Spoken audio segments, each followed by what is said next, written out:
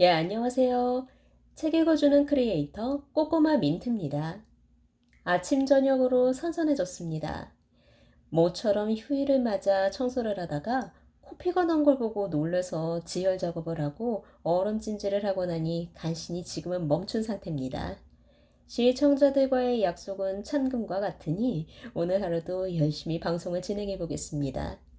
오늘은 지난 시간에 이어 사시남정기를 읽어보겠습니다. 자신의 집에 기거하고 있는 동청이란 자를 천거하는 편지로 동청은 소주 사람으로 선비 가문 출신인데 조실부모하여 재주가 있는 인물이나 과거를 보지 못하고 여기저기 떠돌고 있었으나 민첩하고 글씨가 뛰어나니 한 번 시험하여 집에 두고 부리라 하는 내용이었다. 원래 동청은 행동거지가 일정치 못하고 무례배와 결탁하여 주색과 도박을 일삼아 가업을 탕진하여 생계가 막막한 신세였다. 결국 고향을 떠나 객지를 떠돌다 권귀부호가 시키게 되었는데 청의 인물이 잘나고 언변이 좋고 글씨를 잘 쓰므로 처음에는 누구에게든지 신임을 받았다.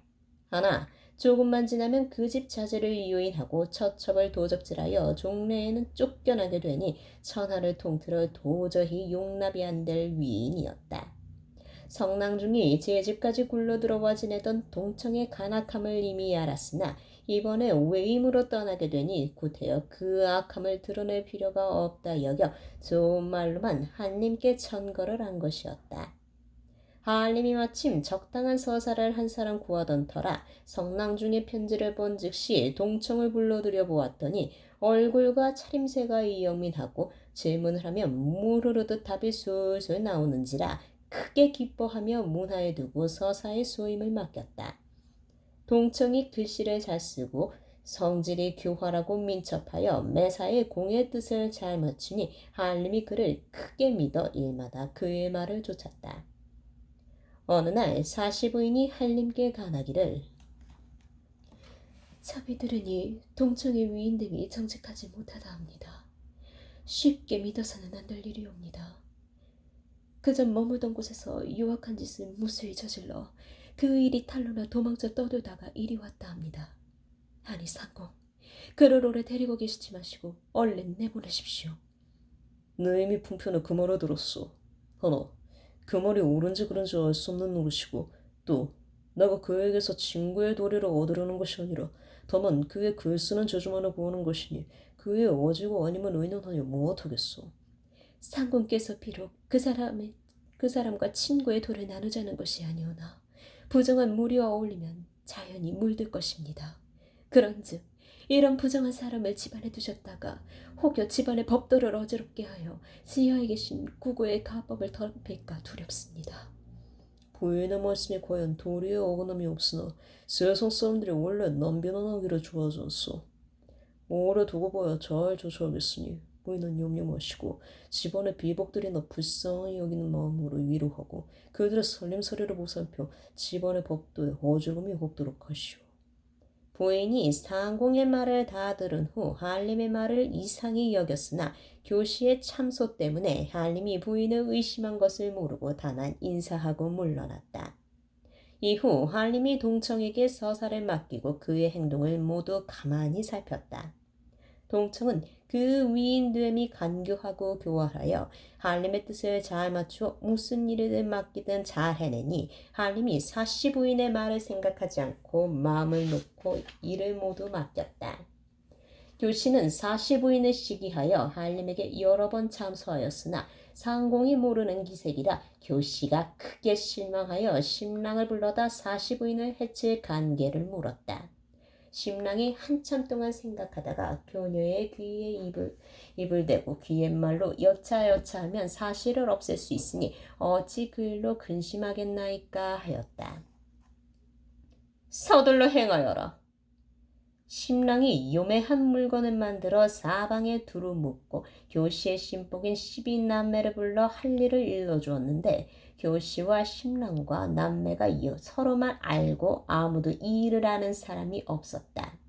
하루는 하알림이 입번하였다가 여러 날 만에 집으로 돌아왔는데 집안의 모든 사람들이 창황이 오가며 장주의 병이 깊다는 말에 놀라 백자당으로 향하였다. 교녀가 하알림을 보고 울며 가로되 장주가 갑자기 병이 시작되어 깊어지니 이는 심상치 아니한 일이옵니다. 증세를 보니 체증이나 감기 따위가 아니옵니다. 필시 집안에 누군가가 방자를 행하여 귀신이 난리를 일으킨 것이 아닌가 합니다. 하알림이 장주의 병세를 살펴보니 과연 헛소리를 하고 정신을 잃어 매우 위태로웠다. 남매를 불러 약을 지어 얼른 다려 먹이라 이르고 동정을 살폈으나 조금도 차도가 없으니 하알림은 크게 우려하고 교씨는 울기를 멈추지 않았다. 하알림의 총명이 점점 사라져가니 교씨의 온갖 말과 미혹이 계속되어 마음이 이미 정결치 못하였으니 이 어찌 안타깝지 않겠는가. 45인의 성덕이 높아 옛사람의 덕에 비할 바 아니거늘 교씨 같은 요사한 사람이 들어와 집안을 어지럽히니 어찌 애석하지 않겠는가. 교녀가 사서 동청과 함께 몰래 사통하였으니 마치 한 쌍의 유물이 교합하는 것과 같았다. 백자당이 외당과 담장 하나로 갈라져 있고 화원문의 열쇠 또한 교녀가 가지고 있었던 터라 하나님이 내당에서 자는 날이면 교녀는 동청을 불러다 동침하였다. 은밀히 이루어진 일이라 12남매 외에는 아무도 알지 못하였다. 이때 한림이 장주의 병이 심상치 않아 심히 염려하였는데 교녀가 저도 병을 칭하고 음식을 배하고 밤이면 더욱 슬퍼하며 우니 한림이 이 또한 근심하였다. 하루는 남매가 부엌에서 청소를 하다가 귀한 물건 한 봉을 얻어다 가져와 보이니 한림이 교녀와 함께 이것을 보고 얼굴색이 흑빛으로 변하여 말을 못하고 앉아만 있었다. 교녀가 짐짓 울며 처음이 16살에 이 집에 들어온 후로 한 번도 원수질 일을 한 적이 없는데 어떤 사람이 우리 모자를 이렇게 모해하는가 하고 하소연하였다. 한림이 그 물건을 다시 한번 보고도 입을 다문 채 아무런 말이 없었다. 상공, 이 일을 어찌하시렵니까? 한림이 한동안 잠자코 있다가 말하기를 비록 거악한 일이겠노나 집안에 다른 자빈이 드나든 여자가 있으니 누구를 지목하겠느냐. 이런 유명한 물건을 태워 없애버리는 것이 좋겠다. 교녀는 깊이 생각하는 척하였다. 상공의 말씀이 옳사옵니다. 한림이 남매에게 불을 가져오라며 하여 뜰 앞에서 그 요망한 물건을 태워버리고 이 일을 일절 누설치 말라고 명하였다. 한림이 나간 후 남매가 교녀에게 묻기를 낭자, 어찌 상공의 의심을 돋우지 아니하고 이를 그르치나이까? 상공의 마음에 의심을 심은 것만으로도 충분하다. 너무 급히 서둘다가는 도리어 해로울 것이다. 상공의 마음이 이미 움직이기 시작하였으니 이제 때를 기다리기만 하면 되리라. 한림이 보니 방자한 그 물건에 쓴 글씨가 45인의 필적이 분명하여 그 일을 캐면 자연히 집안에 난처한 일이 있을 듯하여 불살라버리도록 한 것이었다. 하나 그것은 교녀가 동청에게 45인의 필적을 본뜨게 하여 만든 것이었다. 하지만 사정을 모르는 한림이 속으로 생각하였다. 지난번에 교씨가 45인이 두게 한다 하였으나 믿지 않았더니 이런 짓을 할 줄이 어찌 알았겠는가. 교씨를 얻은 것도 당초에 자식이 없으므로 부인이 나서서 얻게 하더니 이제는 스스로 자식을 얻으니 그런 독한 계교를 지녔구나. 밖으로는 인의를 베푼치하고 안으로는 간악함을 품고 있습니다. 그 다음부터 한림이 45인을 대접하는 것이 전과는 달라졌다. 이때 사급사댁에서 사부인의 환호가 매우 깊어 딸 자식을 한번 보고자 편지를 보냈다.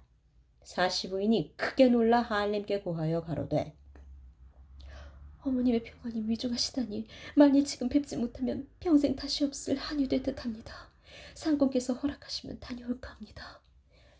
장모님의 환호가 위중하시다니 얼른가 뵙는 것이 마땅하니 어찌 말려 하겠어. 나도 틈을 내어 한번 가서 문어드리겠어. 서둘러 옷을 갖춰 입고 이나와 함께 하알림에게 하직 인사를 하고 교씨를 불러 가사를 부탁하였다. 신성현의 일은 45인이 본부에 들어가니 두 모녀가 오랫동안 보지 못하다가 서로 만나 매우 기뻐하였다. 45인은 모친의 환우가 잠옷 위태하여 집으로 돌아가지 못하고 신성현에 머물러 모친의 병구환을 하였으나 환우가 쉬 낫지를 않아 어느새 수개월이 흘러갔다. 하알림은 원래 한가로운 벼슬이라 틈을 내어 빈번히 신성현 사부에 드나들며 무난하였다. 그러다 산동, 산서, 하남 지방의 흉년이 들어 백성들이 사방으로 떠돌게 되었는지라 천자께서 들으시고 크게 근심하시어 조정에 명망이 있는 신하 셋을 불러 세 길로 나누어 보내시며 백성들의 어려움을 살피라 하시니 하알림이 뽑혀 산동으로 가게 되었다. 하알림이 서두르다 미처 부인을 보지 못하고 그냥 떠나게 되었다.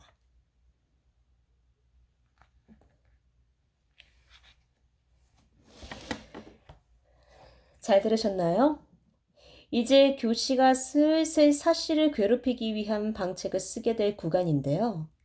악한 사람들의 특징은 강자에게는 약하고 약자에게는 강한 면모를 보인다는 겁니다.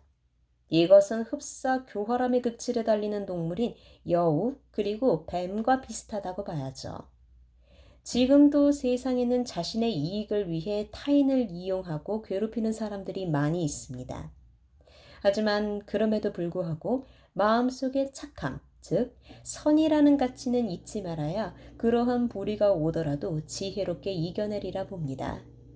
다음 시간에는 가족동화 어른이 되었어도 너는 내 딸이니까에 수록된 내용인 미래를 보는 안경이란 주제로 인사드리도록 하겠습니다.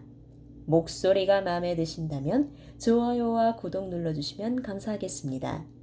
그럼 오늘 하루도 책들과 친해지는 하루 되시길 바랄게요. 감사합니다.